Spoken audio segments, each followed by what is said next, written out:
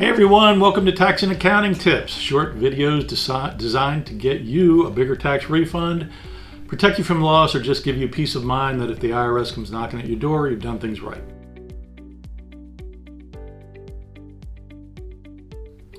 Should you set up and start contributing to a college savings account for your child? You know, it's not a bad idea. I did it soon after my kids were born, and I'm glad I did. Why? Well, the number one consideration for me wasn't really the tax advantages.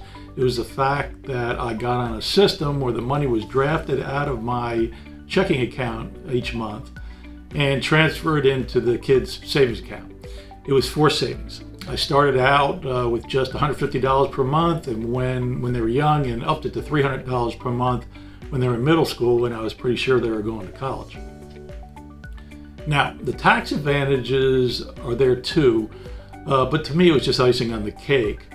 The tax advantages are not tremendous. You don't get a deduction or a credit when you contribute or when anyone else contributes, including grandparents. No one gets a deduction, but what you do contribute grows tax-free, and you'll never have to pay tax on the distributions as long as you use it for post-secondary educational purposes. That's college. So the tax advantage is you don't have to pay any tax on the earnings ever as long as you use it for college. Well, let me take that back. It used to be just for college, but the new tax law changes in 2018 allowed you to use the distributions also for K through 12 private schools. So it's not just a college savings plan anymore. Now, what are these plans called? Probably heard of them. They're called Section 529 plans after the IRS code. And there's two types of 529 plans, the prepaid plan and the savings plan. For instance, it's a Florida prepaid plan. These prepaid plans are similar to 529 savings plans with no deductions and tax-free growth, but the prepaid plans are designed to encourage you to send your kids to the state that the plan is named after. The main advantage of the prepaid plan is that when you sign up for one of the payment options, you're guaranteed by the state that it will cover the tuition even if it dramatically increases over time. Could be 18 years. Note though that even if with a prepaid plan, it is possible to go to college out of state, so you're not totally cut out of that option. Now, regarding the 529 savings plan, a confusing thing is that they are also state-sponsored plans, just the way prepaid plans are, but that the fact that they are is irrelevant as far as I'm concerned. For instance, when I first signed up for a 529 savings plan for my kids, they had just come out and it was the New Hampshire sponsored plan. I think New Hampshire got in the game early and it was the only choice available at that time. Now my kids had always lived in Florida, but it really didn't have any relevance because you didn't get a better deal if you went to school in New Hampshire or Florida or any other state for that matter. On the other hand, a state prepaid plan definitely gives you a better deal if you stay in the state by locking in the tuition price. Some other common questions I get: what if my child doesn't go to college? The answer is you can transfer it to someone else in the family, including another child, yourself, or anyone, as long as you're related. Or you can get it refunded to you, but if you do that, you'll have to pay tax on the growth, but not contributions that you made, only on the growth.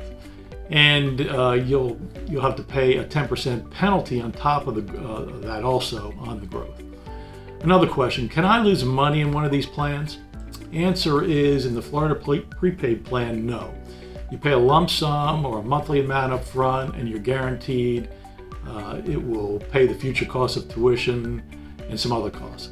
But in a 529 savings plan, on the other hand, it is possible to lose your money. But they give you different options on the aggressiveness of the fund that you pick, and you can pick a conservative one if you're concerned with that.